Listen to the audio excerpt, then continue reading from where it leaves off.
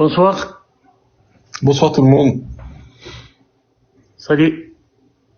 Je peux prendre la parole ou... Vous êtes musulman?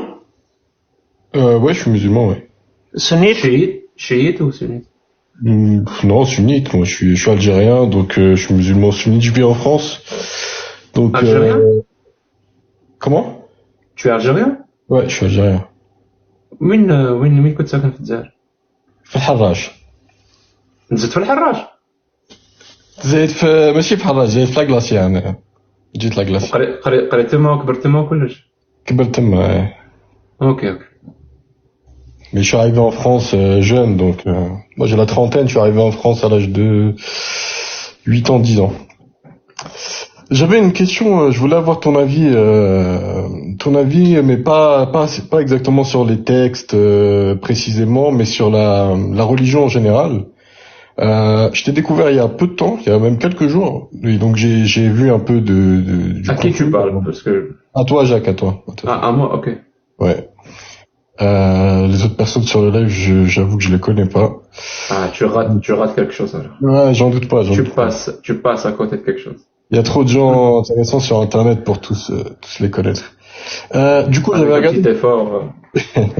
j'avais regardé 2-3 de tes contenus avant de demander de monter. Et sur une vidéo, t'avais répondu à une question. T'avais dit un truc sur lequel justement j'aimerais bien qu'on revienne ce soir. C'est par rapport à la morale. Vas-y. À la morale en général et au fait que je sais plus dans quel contexte c'est, mais la personne je crois qu'elle t'avait dit qu'en gros la religion ça sert de comment dirais-je, de jauge morale, et ça permet aux gens de pas faire n'importe quoi et de pas faire de choses mal entre guillemets, tu vois. J'ai pas de religion, moi. Comment? J'ai pas de religion. Ça veut dire que j'ai pas de jauge morale, moi? Justement, justement, je te pose la question. Non, mais justement, je dis pas qu'il y a uniquement la religion qui permet d'avoir une jauge morale, mais la religion permet d'avoir une jauge morale. Ton retour, c'est que je pense, à contrario de toi, sur ce propos-là, que la religion, en fait, tape dans le plus grand nombre dans la masse et permet aux gens d'avoir vraiment une jauge morale. Pourquoi je te dis ça? Parce que j'ai des exemples. Toi, ta jauge morale, elle vient d'où? Bah moi à la base elle vient de mon héritage culturel et religieux que j'ai reçu. Est-ce qu'elle vient de l'islam ou pas? La question elle est simple. Hein. Pour moi oui, elle vient de l'islam et un mélange de traditions maghrébines. Moi non. Moi non. Alors, justement, toi, non, mais je pense que pour la plupart des gens, la majorité... Tu sais, moi, j'ai même une théorie sur ça. Juste, je finis mon propos et je pense que la majorité des humains ont besoin de ça, parce que moi, je connais personnellement... En fait, j'avais réfléchi quand tu avais donné cette réponse. Je connais personnellement des gens qui, je pense, c'est des musulmans, hein, qui, je pense, sans l'islam... ça serait des psychopathes en fait. Tu vois, je pense qu'il y a énormément de gens qui ont énormément de travers et qui Alors je vais faire une prédiction. Et on va voir à la fin de l'échange si cette prédiction va se vérifier ou pas. Alors, je fais la prédiction que la personne qui prend sa morale exclusivement de l'islam, c'est la personne psychopathe. Voilà, c'est ma prédiction. Maintenant, on peut commencer à parler si tu veux. Donc voilà, je vois où tu veux en venir, mais c'était simplement vraiment une. Tu sais le problème avec moi. J'aime pas trop parler de moi à la troisième personne, mais là je vais le faire. Les gens comprennent toujours là où je veux en venir. Toujours. Mais ils y vont quand même. Sérieusement, ils comprennent toujours là où je veux en venir, mais ils y vont quand même. Mais ça me dérange pas d'aller là, y a pas de souci. Et donc ça sert à rien de dire je comprends là où tu veux en venir. Parce que tu vas y aller quand même, même si tu comprends. Parce que t'es obligé. Tu sais pourquoi? Parce que tu vas défendre l'islam. Tu es obligé d'aller là où je vais t'emmener. Parce que si tu ne vas pas, tu vas abandonner et tu ne vas pas défendre l'islam. Et ça, c'est inacceptable. Non, déjà, j'ai pas pris le postulat de défendre quoi que ce soit. Moi, je suis monté et je t'ai dit en début d'échange que je voulais avoir ton avis et te poser une question et voilà. Donc, j'ai pas, là, tu me mets un postulat de défenseur alors que je ne prétends pas. Donc, juste, pour moi, pourquoi je pense que un système religieux, un système basé sur des dogmes, alors que chacun peut voir de la superstition, etc. Mais je pense que c'est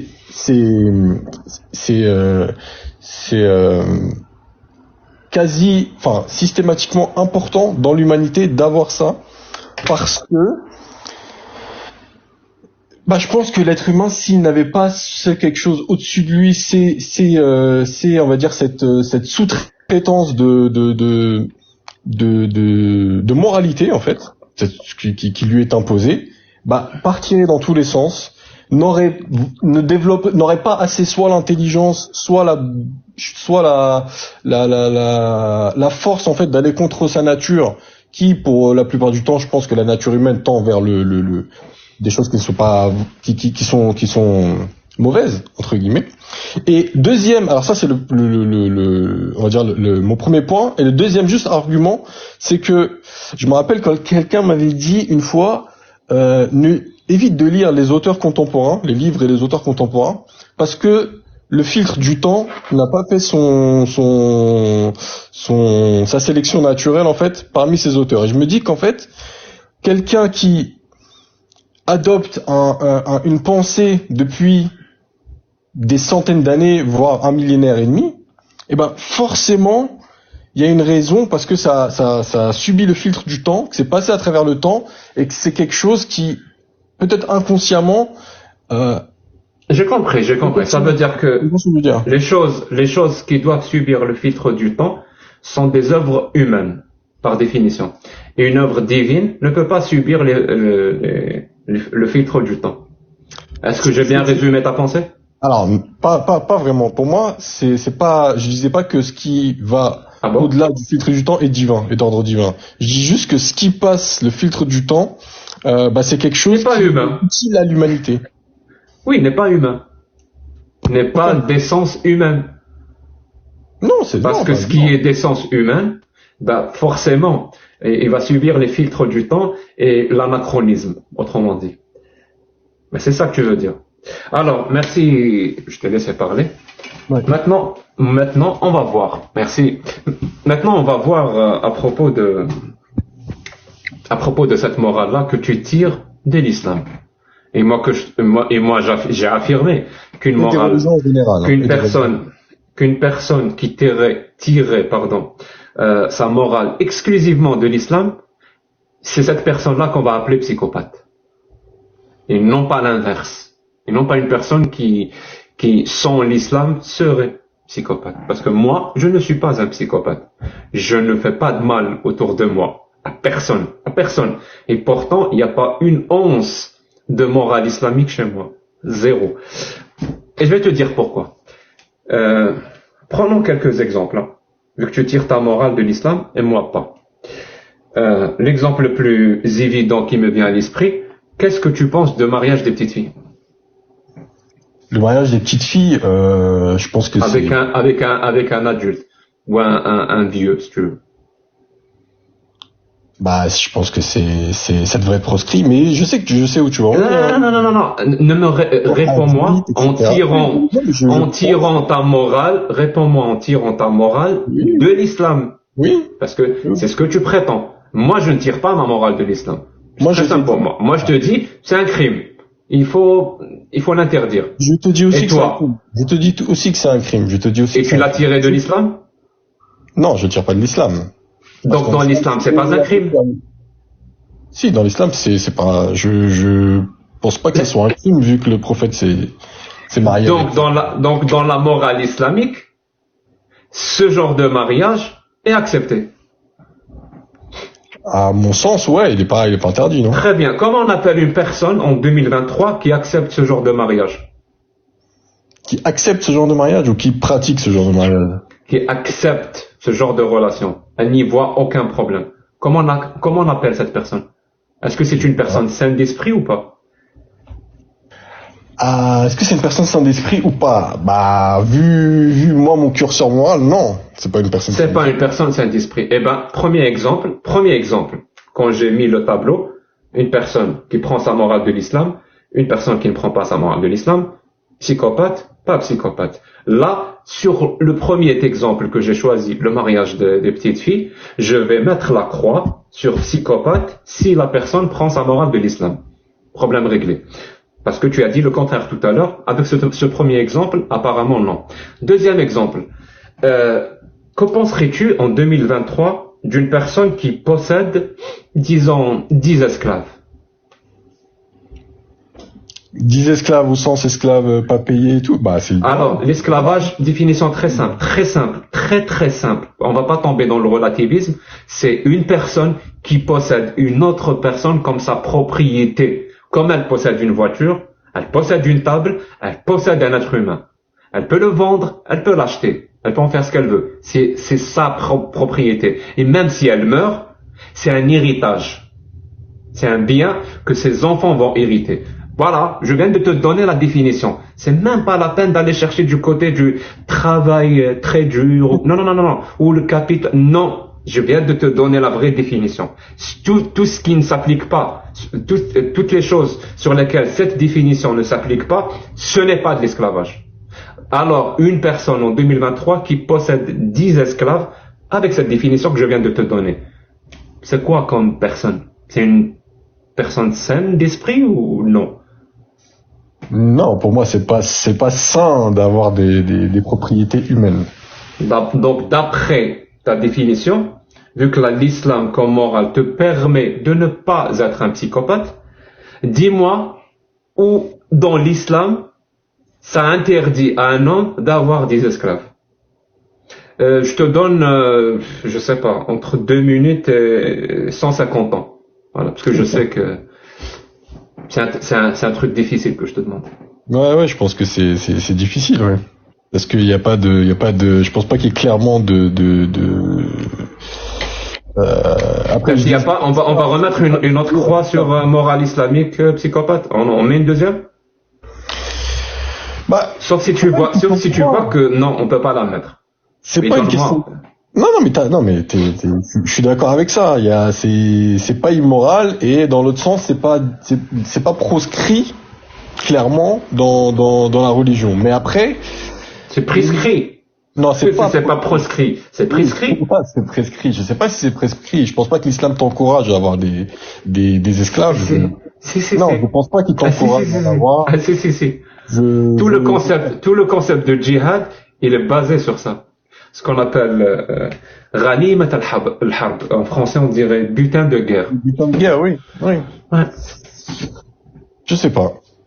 Donc on met la croix sur morale islamique, fait de toi un psychopathe. Et quand on va commencer à avoir beaucoup de croix sur cette case, on va peut-être conclure à quelque chose, non? On va peut-être commencer à réfléchir. Je suis pas totalement d'accord parce que les croix que tu as citées juste avant là, les 2 croix en l'occurrence. Donne-moi une raison pourquoi je mettrais pas cette croix ici. Qu'est-ce que dans l'islam empêcherait un homme d'avoir des esclaves? Je vais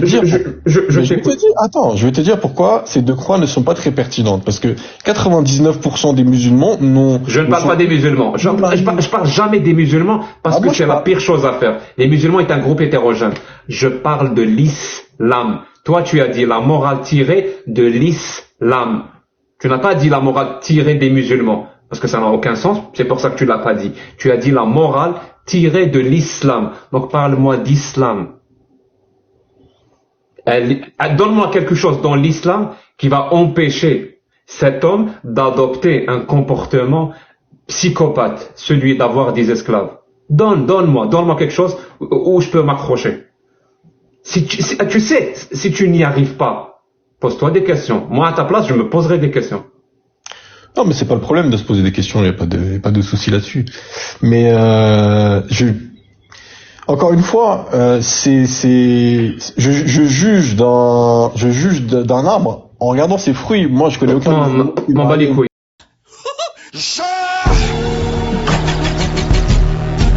donne-moi un truc dans l'islam qui empêcherait un homme d'avoir 10 esclaves. Mais putain, mais là, tu sais, oui, qui empêcherait, qui dirait que non, il faut pas. Oui. Je pense pas qu'il y ait quelque chose qui empêche, sinon. Merci. Tu veux que je te donne la même chose dans les lois humaines qui empêcherait un homme d'avoir 10 esclaves. Tu veux que je te donne la même chose dans les lois humaines qui empêcherait un homme de se marier avec une petite fille. Moi, je peux. Pourquoi tu ne peux pas? Tu sais pourquoi tu ne peux pas? Parce que comme tu as dit au début, ce qui vient d'un autre âge ne correspond pas à notre temps. Et oui, toutes les œuvres humaines subissent les affres du temps. Toutes les œuvres humaines subissent les affres du temps. Toutes les pensées, tous les concepts subissent les affres du temps. Parce que par définition, un être humain qui produirait une pensée, produirait un système, produirait une idée, il est limité par la temporalité ou la période historique à laquelle il vit. C'est logique. Quelqu'un qui a vécu il y a 1000 ans, il ne peut pas, par définition, te développer un concept ou une idée comme Internet. Ça n'a aucun sens pour lui, parce qu'il est limité par ses connaissances. Par contre, quelqu'un de 2023, il pourrait, parce que la connaissance existe. Donc on va pas juger une personne d'il y a 1000 ans, on va dire elle est conne, elle sait même pas ce que c'est qu'Internet. Oui, elle appartient à son temps.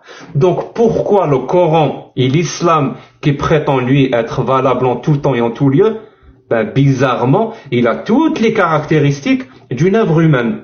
Celle qui subit les affres du temps, celle qui devient obsolète avec le temps qui passe, celle dont la pensée même de l'anachronisme s'applique à fond et à 100% sur elle. Mais en même temps, ça je pense que ça aurait pas été pertinent de l'existence aujourd'hui de l'islam qui a passé 1400 ans, s'il n'y avait pas d'utilité, et si ça ne permet pas Merci beaucoup mon pote. À la prochaine. Merci. Je voulais bien poser une question. Non, mais il était vraiment oui, je sais. Parce qu'il a dit que je suis un Algérien, parce que pour moi, c'est bizarre. Quelqu'un qui est venu en France quand il avait 8 ans, il dit je suis un Algérien, il a pas dit que je suis franco-algérien. Parce que moi j'ai 53 ans, ça fait plus de 30 ans que je vis en Norvège. Et quand les gens me demandent, je dis que je suis un Algérien norvégien. Pourtant j'avais plus de 20 ans quand je suis venu en Norvège. C'est bizarre, hein, mais je voulais juste savoir. Mais merci Jack, merci pour ton intervention. Je souhaite vous donner un dernier conseil, c'est que si un jour vous vous retrouvez face à un terroriste avec des armes à la main, prêt à vous tuer, prêt à vous égorger, eh bien, méfiez-vous. C'est un conseil d'ami que je vous donne. C'était vraiment très intéressant.